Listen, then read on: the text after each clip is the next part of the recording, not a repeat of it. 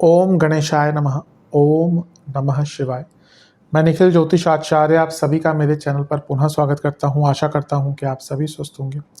महादेव की कृपा आप सभी पर सदैव बनी रहे। ये वीडियो वृश्चिक यानी कि स्कॉर्पियो के लिए बहुत विशेष है, क्योंकि वीडियो है 16 जून से 22 जून 2025 के साप्ताहिक राशिफल के बारे में। कैसा रहेगा आने वाला सप्ताह वृश्चिक के लिए।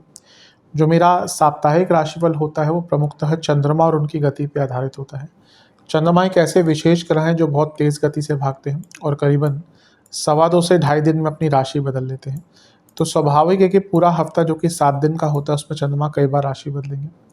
मन के कारक है, उनकी विशेषता ये भी है जिस भी भाव में जाते हैं उसको एक्टिवेट कर देते हैं। इसीलिए डे टू डे एक्टिविटीज़ पर उनका इम्पैक्ट बहुत होता है और इसलिए साप्ताहिक राशिफल की विशेषता बहुत होती है। क्या प्रभाव रहेगा आने वाले सप्ताह में चंद्रमा के इस गोचर का हमारे जीवन पर? क्या संभावितः अच्छा, क्या संभावितः बुरा हो सकता है? इन सभी चीज़ों को जानने के लिए ये जो साप्ताहिक राशिफल होता है ये अति विशेष होता है। यदि आपकी लग्न राशि या चंद्र राशि वृश्चिक है, दोनों ही गाइडेंस के लिए इस राशिफल को दे सकते हैं। जहाँ से ज़्यादा सूट करता है, रिलेट करता है, वहाँ से इसको ऑब्जर्व कीजिए। व्यक्तिगत तौर पे मेरा मानना है कि लग्न राशि से देखेंगे तो अच्छा है। इनकेस नहीं पता है आपको अपनी लग्न राशि, तो आप अपनी चंद्र राशि से भी इसको देख सकते हैं। शुरू करते हैं इस अत्यंत महत्वपूर्ण साप्ताहिक राशिफल का। चंद्रमा आपके चौथे भाव में आ जाएंगे और ये होगा 16 तारीख दिन के 1 बजे के आसपास और 18 तारीख शाम के 6 तक उनका प्रवास यहीं पर रहेगा। चंद्रमा का चौथे भाव में आना एक प्रकार से बहुत अच्छा तो नहीं माना जाता। हाँ, वो भाग्येश हैं, त्रिकोण के स्वामी कर्म भाव में, तो ये राजयोग बनता है और यहाँ से वो 10वें घर को देखेंगे। 10वें से 12वें के स्वामी, जो लोग जॉब चेंज करने का प्रयत्न कर रहे थे उनके लिए हफ्ते का शुरुआती भाग अच्छा है। चंद्रमा के साथ चंद्रमा राहु के साथ चौथे घर में बैठे हैं। विदेश जाना चाह रहे थे, विदेश संबंधित कुछ कार्य करना चाह रहे थे, अपना कोई डॉक्यूमेंटेशन, वीज़ा आदि का प्रिपरेशन कर रहे थे, तो उसके लिए भी हफ्ते का शुरुआती भाग अच्छा है। और खुद लग्नेश देख रहे हैं, ये भी बहुत अच्छा है, क्योंकि भाग्येश और लग्नेश साथ में दृष्टि योग बनाए हुए हैं, समसप्तक योग एक बना हुआ है, तो ये भी अच्छा है भौतिक रूप से। चंद्र मंगल योग भी बन रहा है, तो धन के रूप में भी अच्छा है। बस ध्यान क्या देना है कि चंद्रमा एक तो चौथे घर में है, तो क्या हुआ, कारको भावनाशय दोष। दूसरा राहु केतु एक्सेस में है, तीसरा ग्रहण दोष युक्त है और चौथा अंगारक दोष युक्त मंगल से दृष्ट हैं, जो छठे घर के स्वामी भी हैं। और रही सही कसर गुरु भी पूरी कर देंगे। वैसे तो गुरु की दृष्टि अच्छी है, वो पंचमेश है, धनेश है, यानी कि अचानक से पैसा आने का योग बन जाता है। लेकिन अष्टम से बैठता एक ग्रह जब ऑलरेडी चंद्रमा पर इतना प्रभाव है, वो बहुत अनिश्चितता बढ़ाएगा। तो यहाँ पर जैसा मैंने कहा, करियर में आगे बढ़ सकते हैं, लेकिन पर्सनल लाइफ में बहुत प्रॉब्लम रहेगी। अब ये वर्क लाइफ बैलेंस बहुत ख़राब दिखा रहा है। घर में कलह कलेश, घर में किसी की तबीयत खराब, इमोशनली बहुत अप्स एंड डाउन्स वाला टाइम रहेगा। अपने इमोशंस पर कंट्रोल ही नहीं कर पाएंगे, कुछ बोलेंगे लोग कुछ और समझेंगे, और अनिश्चितता बहुत रहेगी। और मंगल का प्रभाव अंगारक दोष युक्त, यानी कि गुस्सा भी बहुत रहेगा, और स्पेशली ये चीज़ घर पर, फैमिली लाइफ पर ज़्यादा निकलेगी। तो कभी कभी होता भी है कि हम बाहर का गुस्सा, करियर में कुछ ख़राब चल रहा है, बिजनेस में कुछ ख़राब चल रहा है, हम घर में आके निकालते हैं। तो यहाँ पे उस चीज़ से बचेगा, क्योंकि बहुत नेगेटिव प्रभाव होगा। पैसा आएगा, इसमें कोई दो राय नहीं है, लेकिन बाकी चीज़ों पर ध्यान दीजिएगा। नवांश कुंडली बताती है कि शांत रहिए, ईश्वर में विश्वास रखिए इस टाइम पे। दशांश कुंडली, कार्य क्षेत्र में किसी के खिलाफ जजमेंटल कमेंट मत पास कीजिएगा, बहुत बड़े आर्ग्यूमेंट्स होंगे, कोई भी कमेंट पास मत कीजिएगा। बिजनेस में प्लानिंग का टाइम है, पैनिक मत कीजिए। आई थिंक बहुत जल्दी पैनिक कर रहे हैं आजकल, इस पर विचार कीजिएगा। लव लाइफ ठीक है, एक गोल ओरिएंटेड रिलेशनशिप रखिए कि ना आगे कैसे बढ़ना है। वैवाहिक जीवन, आपको एक दूसरे को समझना पड़ेगा जिसकी कमी दिख रही है। स्टूडेंट्स बहुत अच्छा, स्टूडेंट्स के लिए बहुत अच्छा है। कुछ बहुत इंपॉर्टेंट काम अगर आपके अटक रहे तो यहाँ पे पूर्ण हो सकते हैं। सेहत के हिसाब से कफ रोग, चेस्ट की प्रॉब्लम, हृदय संबंधित रोग तो तंग करेंगे। सर्वाष्टक में आपका छठा भाव बली है। चिंताएं तो देखिए व्यर्थ की बहुत ज़्यादा दिख रही हैं, अपने मन पर बहुत नियंत्रण रखिएगा। 18 तारीख शाम के 6 बजे चंद्रमा आपके पंचम भाव यानी कि मीन में आ जाएंगे और 20 तारीख रात के 10 बजे तक उनका प्रवास यहीं पड़ेगा। पंचम के चंद्रमा वैसे तो अच्छे होते हैं, अब यहाँ पर वो त्रिकोण के स्वामी हैं और एक और त्रिकोण में बैठ गए। ये अपने आप में लक्ष्मी योग, भाग्य योग, राजयोग बनता है।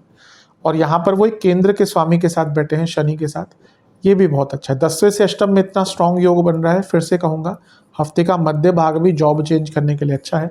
तो अगर आप जॉब चेंज करने का प्रयत्न कर रहे थे तो टाइम बहुत अच्छा है, पूरा हफ्ता ऑलमोस्ट कह सकते हैं अच्छा है। केतु मंगल ऑलरेडी 10वें घर में है, केतु को मंगल का साथ मिल गया जो अर्थ त्रिकोण के स्वामी, और यहाँ से वो 10वें से 12वें घर के स्वामी चंद्रमा को देख रहे हैं। तो ये अपने आप इंडिकेट कर रहा है कि जॉब चेंज का योग बन जाता है। मंगल की दृष्टि है और शनि के साथ है, ये थोड़ा सा फिर से मानसिक रूप के लिए अच्छा नहीं है।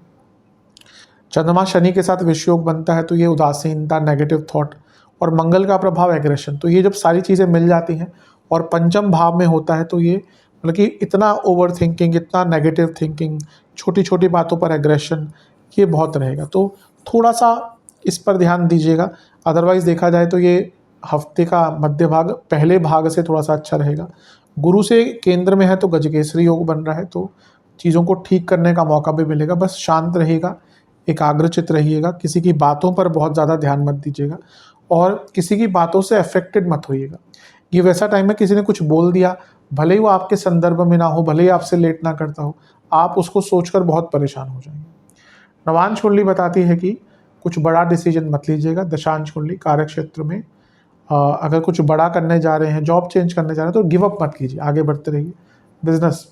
बिजनेस में सब कुछ ठीक है, ऐसी कोई दिक्कत नहीं दिख रही, लेकिन मन की अशांति बहुत दिख रही है। लव लाइफ, एक दूसरे को टाइम दीजिए, एक दूसरे को समझने का प्रयास कीजिए, उसकी आवश्यकता बहुत है। वैवाहिक जीवन, कोई आर्ग्यूमेंट मत कीजिएगा। यहाँ पे अगर छोटे से मजाक भी ना बहुत बड़ा झगड़ा हो सकता है, एक प्रकार से मौन व्रत धारण कर लीजिएगा। स्टूडेंट्स, अच्छा टाइम है, एक उत्साह रहेगा, कुछ अच्छी न्यूज़ भी आपके लिए आ सकती है। सेहत की जहाँ तक बात है, नसों की प्रॉब्लम, गले के रोग, बीपी, सर्वाष्टक में आपका तीसरा भाव अत्यंत बली है। ये अंकित कर रहा है कि मन में बहुत आएगा एक साथ बदलाव करने का, पर जैसा मैंने कहा बहुत सारे चेंजेस यहाँ पर मत लाइएगा जीवन में। 20 तारीख रात के 10 बजे के आसपास चंद्रमा आपके छठे भाव यानी कि मेष में आ जाएंगे और सप्ताह के अंत तक यहीं पर रहेंगे। चंद्रमा का छठे भाव में आना मिश्रित माना जाता है। यहाँ पर वो नवमेश होने के नाते आए हैं तो कोई लीगल कार्य अटक रहे थे, वैसे भी छठे घर के चंद्रमा छोटे मोटे लीगल कार्यों को पूर्ण कराते हैं। केतु का प्रभाव है तो कोई बहुत पुराना कार्य अटक रहा था, पूर्ण हो सकता है।